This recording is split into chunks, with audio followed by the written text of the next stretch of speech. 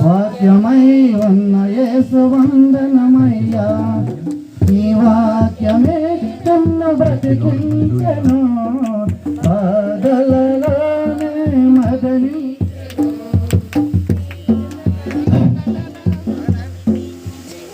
దేవునికి వందనాలు.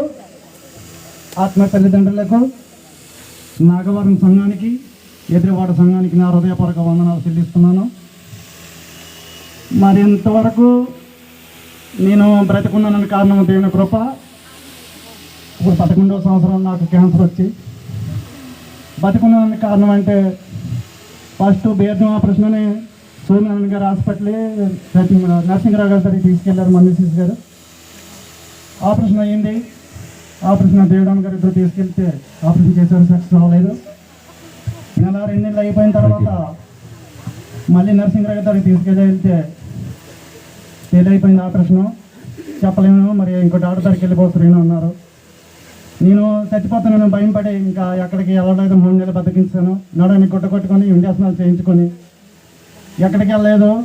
తను అనేది ఏ హాస్పిటల్కి వెళ్తే బాగుంటుంది కదా అంటే నేను బతికించేసి తనని చాలా ఇబ్బంది పెట్టి కొట్టేసిన దానికి కొట్టినంత రుణం చేస్తామని ఇంకా ఎక్కడికి వెళ్ళలేదు. అలాగే మరి ఇంటికాడ ఉండిపోయాను, కళాస్ పని చేసుకుంటూ ఉండిపోతే నా అయిపోయింది. 3 నెలలు అయిపోయిన తర్వాత సరుకులు వచ్చేసి నడువంట మొత్తం మొలంతానా ఏదోలాగా మరి హాస్పిటల్కి తీసుకెళ్ళింది. కేజీసీకి డబ్బులు లేని టైం చాలా ఇబ్బందిగా ఉండేది.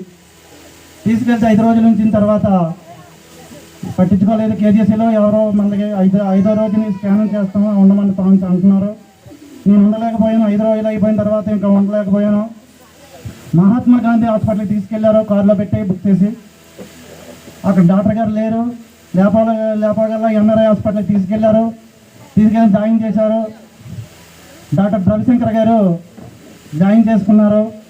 చేసుకున్న తర్వాత అన్నారు, నేను కానీ ఇంకా చెప్పలేను, ఆపరేషన్ చేయిస్తాను కానీ ఇంక నేను చేయను, ఇంకేమో రేడియేషన్ ఇస్తాను కానీ నేను ఏ ఆపరేషన్ చేయించలేను, ఇంకో డాక్టర్ దగ్గర చేయిస్తాను ప్రకాష్ రాఘాజ్ని. ఆయన దానికి చేయించారు, స్కానింగ్ తీయించారు, అన్నీ చేయించారు. చేసిన తర్వాత చెప్పలేము, బ్రతుకుతాడో బతుకుతాడో చెప్పలేము, వదిలిపోయినాయి అన్నీ చేస్తేనే. అది నీదే, నీ కృప, నీ చిత్రమని అన్నారు మా మిసిస్ తోటి. ఏం పర్వాలేదండి, మీరు ఎలాగైనా ఆపరేషన్ చేయించండి, మా ఆయన బ్రతికించండి, ఎలానా ఎంత డబ్బు అయినా పర్వాలేదు, ఏదైనా పర్వాలేదు, అమ్మ నేను ఏం చేయలేను, హైదరాబాద్ తీసుకుపోమ్మని అన్నారు. హైదరాబాద్ తీసుకెళ్ళమంటే నేను ఎక్కడికి తీసుకెళ్ళలేనండి, మీరే బ్రతికించినా మీరే చంపేసినా మీరే అన్నారు.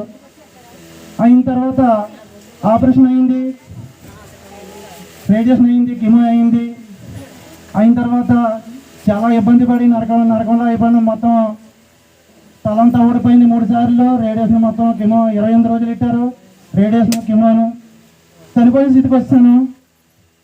ఎసి చెడ్డ పాడం ఊరి తీసేయడము, ఇక్కడ ఎదురు కూడా పంపించాడు మమ్మల్ని అందరినీ. ఇంటికాడ కూర్చొని అలా ఉంటే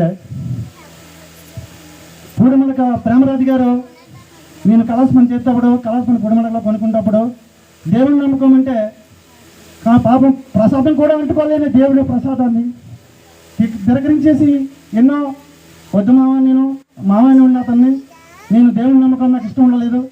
నేను 6 సార్లు 7 సార్లు భవనిమాల వేసినాను. దేవుని కృపగా బాగా పూజించండి, కానీ ఏ దేవుడు కూడా నాకు సహాయం చేయలేదు, నన్ను బ్రతికించలేదు. మా ఇంటన్న గారు కూడా గతిలమ్మని ఉండేది, కానీ నన్ను ఏ దేవుడు కూడా ఎవరు కూడా నన్ను కాపాడలేరు.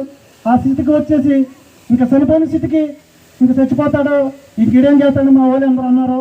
మా కుటుంబం కూడా నన్ను ఎవరు పట్టించుకోలేదు. అప్పచెల్లి కూడా కుటుంబం కూడా ఎవరు నన్ను సహకరించలేదు. పక్కనున్న దేవుడమ్మని కొంచెం అప్పుడప్పుడు సాయం చేసేది. మామూలుగా అలా ఉంటే నా భార్య డ్యూటీకి వెళ్ళిపోవడం, నా తల్లి మా అంతలోకి మా చెల్లి డెలివరీ అయిన టైంలో వెళ్ళిపోయేది. నా కూతురు నేను అలాగ ఒంటరిగా బ్రతికితం ఇబ్బంది పడాలని. డబ్బులు కూడా లేవు, చాలా డబ్బు అయిపోయింది. కొంచెం భూమి అమ్మేసాను, సైట్ అమ్మేసాను, ఏమీ లేదు. అలా ఉన్న టైంలో వచ్చింది ఒకనాడు దేవుడి మోదన అన్న వచ్చి ఫ్రీను ఎప్పుడూ దేవుడు నమ్మకం బాగుంటుంది అనేది అన్నది. వదిన ఏ దేవుడు ఏమీ చేయలేదు, ఎవరేం చేస్తే మాత్రం ఏం చేస్తారు, నేను చనిపోయిన స్థితికి ఉన్నాను, నేను నా బ్రతుకును చెప్పలేను వదిన అన్నాను. లేదు నువ్వు చదువుకున్న టీచర్ గారు బాబు గారు నువ్వు ప్రైవేట్ ప్రైవేట్కి వెళ్ళాడు కదా, చదువుకున్నావు కదా అన్నయ్య గారి దగ్గర. అన్నయ్య గారు ఊళ్ళోకి వస్తున్నారు. మొన్నటి నుంచి అప్పటికి వారం 10 రోజులు అయ్యింది వచ్చి. అన్నయ్య గారు దేవుడు సేవ చేస్తున్నారు. ఒక్కసారి ప్రార్థన చేస్తారు. నమ్ము, నువ్వు నమ్మి దేవుని ప్రార్థన చేస్తే నీకు మంచి జరుగుతుందని చెప్పింది. చెప్పగలే అలాగే అప్పటికే చాలామంది పాస్టర్లు వచ్చారు, ప్రార్థన చేసేవారు, వెళ్ళిపోయారు. నాకు ఎవరి మీద దేవుడు అంటే నాకు ఇష్టం లేదు. లేకపోగలే ఇప్పుడు అన్నయ్య గారు వదిన గారు రప్పించినట్టున్నారు. అన్నయ్య గారు వచ్చారు, ప్రార్థన చేశారు. నాకు కొంచెం నమ్మకం కలిగింది. దేవుడు ప్రార్థన చేయగల అన్నయ్య గారు వందనాలు చెల్లిస్తున్నాను. అన్నయ్య గారికి కొంచెం ఆరోగ్యంగా ఉండేది, కడుపులో మంటలు వచ్చేది, గుండెల్లోనూ నోటంట గొద్దంట పచ్చగా పోసేసి ఉంది. ఇంకా చనిపోతానని పరిస్థితికి వచ్చేసిన తర్వాత, తమ్ముడు నువ్వు భయం పడకు, దేవుని నమ్ముకో, నువ్వు బాగుంటుంది అని అన్నయ్య గారు ఎంతో మంచి చెప్పారు, బోధించారు. అలా నేను అలాగే 4 రోజులు వెళ్ళిపోయిన తర్వాత బాగా వచ్చి ప్రార్థన చేయగలే. అలా మెల్లిగా తేరుకున్న తర్వాత హాస్పిటల్లో మరి ఆపరేషన్ అయింది. ఆపరేషన్ అయిన తర్వాత ఇంకా అలాగే నన్ను ఎవరో చూడలేదు. నా భార్య నాకు బాగా సేవ చేసింది. నా వదిన గారి పాప, నా వదిన కొడుకు సేవ చేశారు. నా అప్పచెల్లె కూడా, నా కుటుంబం కాదు, నన్ను ఎవరూ కూడా పట్టించుకోలేదు. లేని స్థితిలో అయిపోయిన తర్వాత మరి అన్నయ్య గారు ఎంతో ధైర్యం చెప్పి దేవుని నమ్మకం, శ్రీను బాగుపడతావు, బతుకుతావు అని ఇప్పటికీ 10 సంవత్సరాలు అయ్యి 11వ సంవత్సరం అడుగు పెట్టుచున్నాను దేవుని సంఘంలో. ఇంతవరకు అప్పుడప్పుడు ఇదే టైంలో డిసెంబర్ టైంలో బాగుండేది కాదు, ఎన్నో బాధలు, ఎన్నో నొప్పులు అన్నీ వచ్చి. ఈ సంవత్సరం దేవుని కృప వల్ల నాకు ఏదీ లేదు, ఆరోగ్యంగా ఉన్నాను. మందులు కూడా లేవు, మందులు కూడా ఇప్పటికీ 4 నెలలు అవుతుంది. డాక్టర్ దగ్గరికి వెళ్తే నీకు ఏ మందులు వద్దు, సంవత్సరం పోయిన తర్వాత రమ్మన్నారు. బీపీకి, షుగర్కి ఒకే టాబ్లెట్ వేసుకున్నాను. ఇదందరూ నా కోసం ప్రార్థన చెయ్యండి. దైవసేవకులు మీరు, నాగవరం సంఘము, ఎదురువాడ సంఘము, క్యాన్సర్ రోగులు, బాధలేని వాళ్ళు ఎంతో మంది ఉన్నారు. దేవుని నమ్ముకోకుండా మీరందరూ నమ్ముకుంటారని కోరుచున్నాను. ఈ సంసారికం దేవుడు దీవించిన గాక. సాక్ష్యం అనేది